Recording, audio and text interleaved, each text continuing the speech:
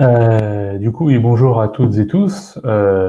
Comme dit précédemment, j'ai l'honneur de démarrer la première session de cette édition des 3 R et je vais vous parler un peu du travail qu'on a effectué en majorité avec Lucille Hervé pour étudier les pratiques d'allottement des broutards durant l'engraissement. Diapo. En prochain. On s'intéresse donc ici aux jeunes bovins de boucherie qui sont un modèle un peu particulier parce que ce sont des animaux qui sont d'abord élevés généralement chez un naisseur jusqu'à l'âge de 8 ou 9 mois et ensuite ils sont mis en lot et envoyés chez un engraisseur.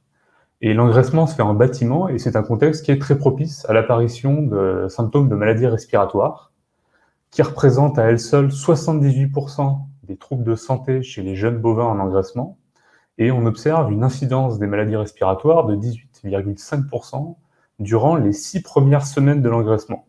Donc on a quand même des fortes suspicions de lien avec les pratiques d'allottement qui ont lieu juste avant le début de cet engraissement.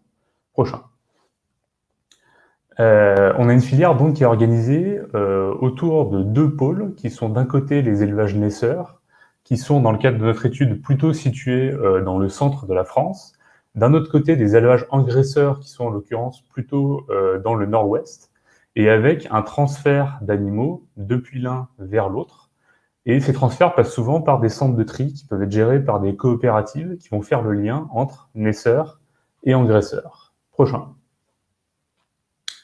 Initialement, on a donc des broutards qui sont présents chez leurs naisseurs, prochain, et ceux-ci vont être regroupés dans un même centre de tri dont le travail va être de former des lots d'animaux demandés par les engraisseurs, prochain. Souvent, ces lots sont créés sur des critères d'homogénéité de poids, avec potentiellement des mélanges d'animaux qui peuvent être issus de naisseurs différents, prochain.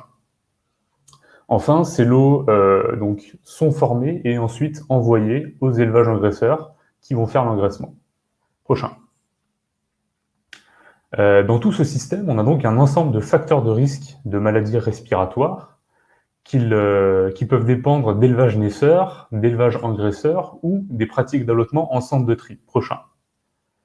Ici, on a essayé d'identifier les facteurs de risque qui dépendent plus directement des coopératives gérant les centres de tri. Donc, par exemple, les distances de transport du naisseur à l'engraisseur, la taille des lots formés, la saison à laquelle les lots ont été faits. On a les âges et poids des animaux, les mélanges d'animaux provenant de naisseurs différents, ou notamment l'incitation possible des coopératives à faire vacciner les animaux dès leur présence chez le naisseur. Prochain. Donc on a commencé par essayer d'étudier plus en détail ces facteurs de risque en utilisant une base de données fournie par la coopérative Terre Élevage, qui regroupe 15 735 jeunes bovins charolais qui ont été mis en lot dans 740 lots différents. Prochain. Dans cette base de données, on a récupéré des données assez variées, notamment concernant la mise en lot elle-même, donc avec certains facteurs dont je vous ai parlé dans la diapositive précédente. Prochain. On a aussi regardé des données liées à la performance individuelle des jeunes bovins durant l'engraissement, telles que la durée d'engraissement ou le gain de masse quotidien, que je vais appeler GMQ. Prochain. Et on a également regardé des données liées à l'homogénéité des animaux du lot, particulièrement dans la variation de la durée d'engraissement et dans la variation de ce GMQ. Prochain. À partir de ces données, on a réalisé une analyse statistique qui nous a permis d'identifier des facteurs liés à la mise en lot qui étaient corrélés avec des variations de GMQ chez les animaux et l'incidence des maladies respiratoires chez ces mêmes animaux durant l'engraissement. Donc ici, on a un premier résultat intéressant dans ce que je vous présente. Donc vous avez à gauche les lots types minimisant les maladies respiratoires et à droite les lots types les maximisant. Et en fait, ce qu'on peut voir, c'est qu'on a assez peu d'impact, que ce soit du poids moyen, de la variation de poids ou de la variation d'âge au sein du lot, alors que pourtant, en particulier, la variation de poids et d'âge sont des critères qui sont généralement vraiment recherchés par les engraisseurs qui essaient d'avoir les lots les plus homogènes possibles. Pourtant, cela a donc l'air d'avoir assez peu d'impact, que ce soit sur la santé ou la performance des jeunes bovins.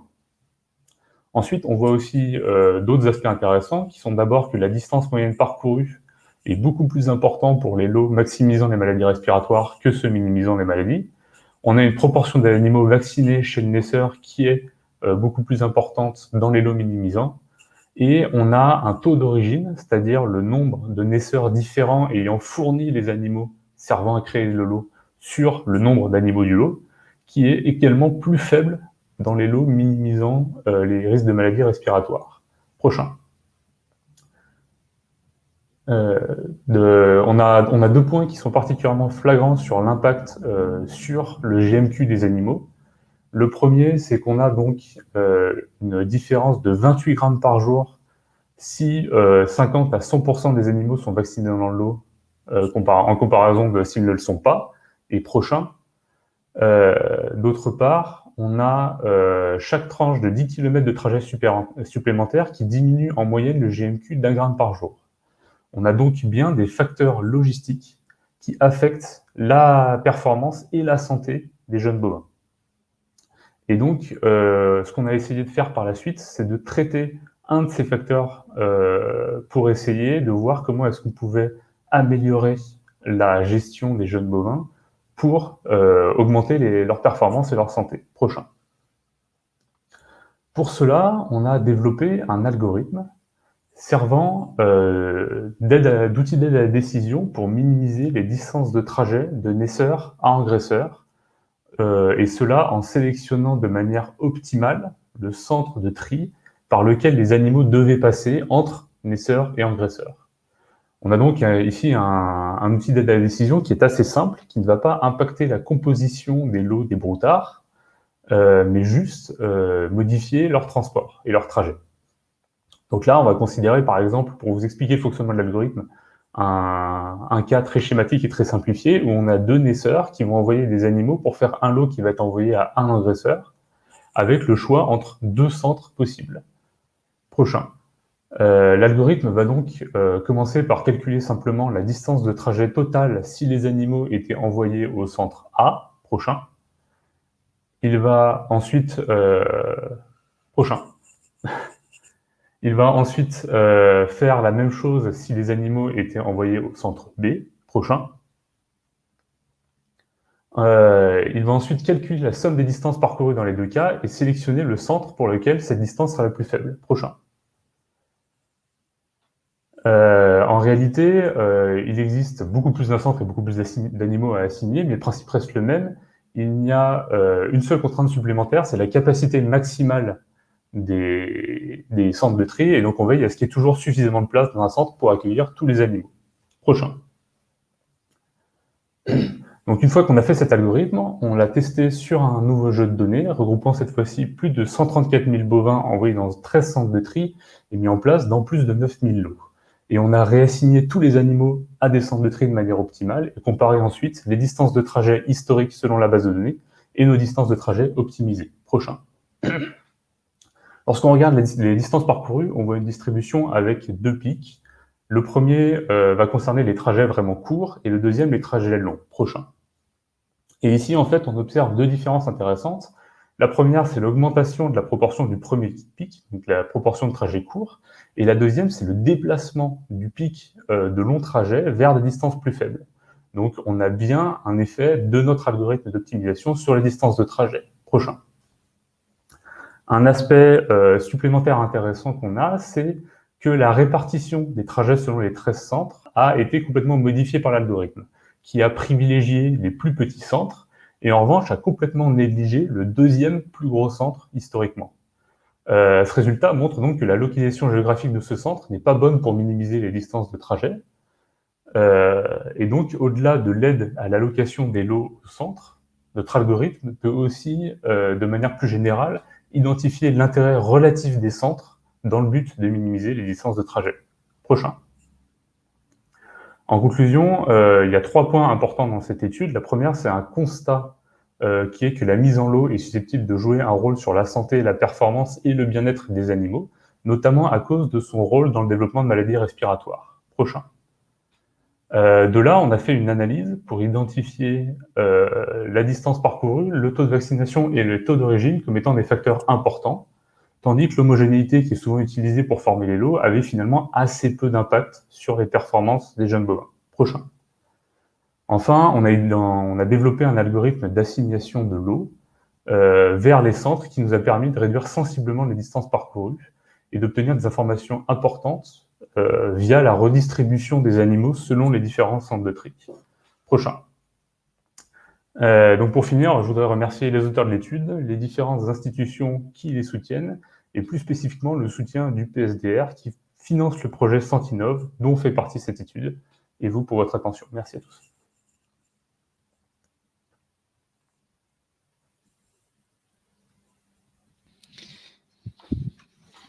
Merci beaucoup Thibaut pour cet exposé, le respect du temps. Donc n'hésitez pas à poser vos questions dans le chat, on les retransmettra à Thibaut pour qu'il puisse vous répondre en direct. J'ai une première question. Donc vous disiez dans votre intervention que le poids est un des critères principaux pour la constitution des lots. Vous montrez dans votre étude que ce n'est pas forcément le critère le plus important à prendre en compte. Il y a d'autres éléments qui vont jouer. Est-ce qu'il y a y a eu des échanges avec la coopérative et avec les personnes responsables des centres de tri pour voir comment ces pratiques pouvaient être modifiées ou pas? Alors complètement, en fait. Quand on a commencé à travailler avec la coopérative Terre Élevage, en fait, c'est déjà un travail sur lequel ils essayaient d'avancer. C'était modifier un peu les critères sur lesquels se basent les engraisseurs pour former les lots. Et il se trouve en fait que l'homogénéité de poids découle principalement d'un critère assez pratique, qui est la possibilité, lorsqu'on a des animaux qui font à peu près le même poids, d'adapter après la nourriture et de leur fournir tous le même type de nourriture durant la période d'engraissement. Et du coup, il y a effectivement un travail de pédagogie et de communication auprès des éleveurs qui est déjà en cours et qui continue pour essayer de leur montrer quel type de nouvelles méthodes pourraient être utilisées dans la formation des lots pour améliorer la santé des jeunes bovins. D'accord. Donc il y a des questions qui sont remontées dans le chat. Donc une première, c'est que vous avez présenté ces résultats au gestionnaire du second centre. Oui, alors en fait, tous les centres que j'ai présentés ici sont tous gérés par la coopérative Terre Élevage. On leur a présenté les résultats. Ils ont été du coup déjà assez impressionnés de se rendre compte que leur deuxième plus gros centre historiquement n'était pas forcément le plus intéressant pour minimiser les distances de trajet. Et en fait, ce qu'ils ont vu aussi, c'est que c'était de toute façon un centre qui était moins utilisé aujourd'hui, donc ça les a un petit peu rassurés sur leur gestion. Mais ils ont été très intéressés de découvrir effectivement qu'il y avait potentiellement des ajustements à faire sur l'utilisation des différents centres. D'accord. Alors, il y a plusieurs questions sur la vaccination, donc je vais peut-être faire une question commune.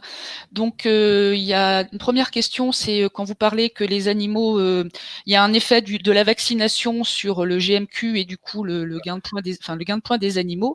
De quel vaccin s'agit-il? Est-ce que c'est des vaccinations contre des maladies respiratoires ou est-ce qu'il n'y a pas d'influence du type de vaccin? Alors, en fait, je ne suis pas le plus spécialiste pour le coup de l'équipe d'auteurs pour répondre à cette question. Sébastien Assier, qui est un vétérinaire spécialiste des maladies respiratoires, sera plus à même d'y répondre.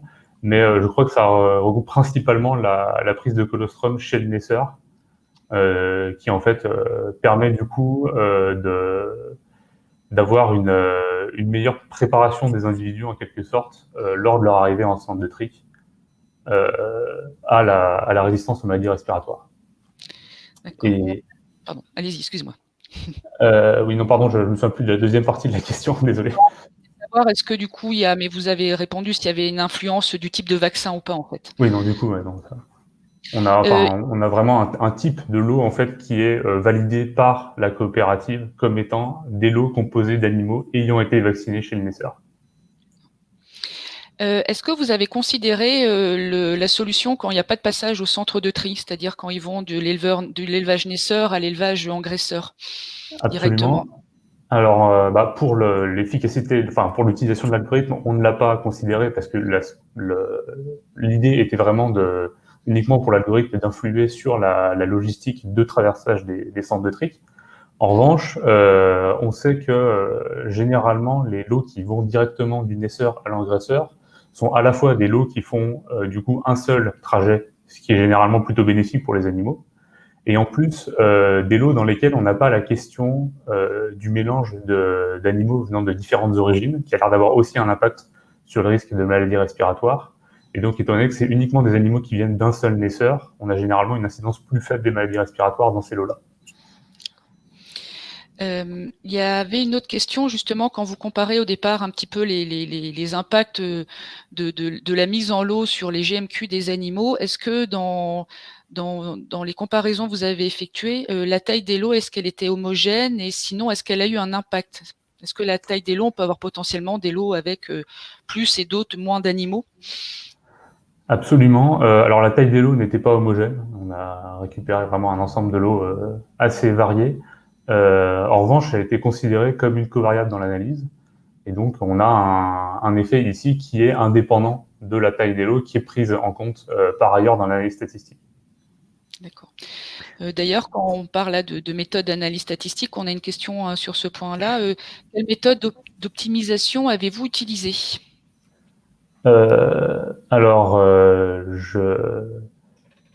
je suis pas, enfin, je sais pas si ça se rapporte à l'analyse statistique ou à l'optimisation de l'algorithme, pour être honnête. Peut-être l'algorithme. Excusez-moi, J'avoue oui. que je sais pas. Alors pour le coup, enfin sur l'analyse statistique, c'était en l'occurrence la OTA que je vous ai présentée là, c'était basé sur sur des modèles mixtes pour prendre un ensemble de facteurs aléatoires en compte, qui étaient donc des covariables auxquelles on s'attendait, qui ont été en prises en compte par ailleurs. La méthode d'optimisation, pour le coup, on est sur un algorithme d'optimisation qui est suffisamment simple pour être resté sur quelque chose d'assez brute force, entre guillemets, c'est-à-dire on a en fait un calcul de l'ensemble des distances de trajet pour chacun des lots considérés vers tous les centres de tri vers lesquels les animaux sont susceptibles d'être envoyés, et ensuite on a une sélection de la distance la plus faible. Donc on n'a pas forcément cherché à faire une optimisation dans l'efficacité de calcul sur ce point-là. Donc on a le temps pour une dernière question. Est-ce que elle a disparu du chat, excusez-moi, il faut que je remonte. Ah. Elle n'a pas disparu, mais voilà. Quels outils permettraient de composer des lots avant le départ de l'exploitation? Est-ce que vous avez ça pourrait déboucher vos propositions, c'est des outils pour composer ces lots? En tout cas, c'est sûr que l'utilisation la plus efficace d'un tel algorithme serait liée à l'utilisation d'outils effectivement pour créer des lots en amont, potentiellement avec une information sur les naisseurs qui sont susceptibles d'envoyer des animaux au centre de tri. Faut savoir que pour l'instant, généralement, les lots sont vraiment mis au point, créés dans les centres de tri. Et donc là, on pourrait tout à fait coupler ce type d'algorithme avec des algorithmes qui permettraient d'optimiser aussi la formation de l'eau en amont. D'accord. Merci beaucoup Thibaut pour la présentation, la réponse et questions. On va passer à l'intervention suivante.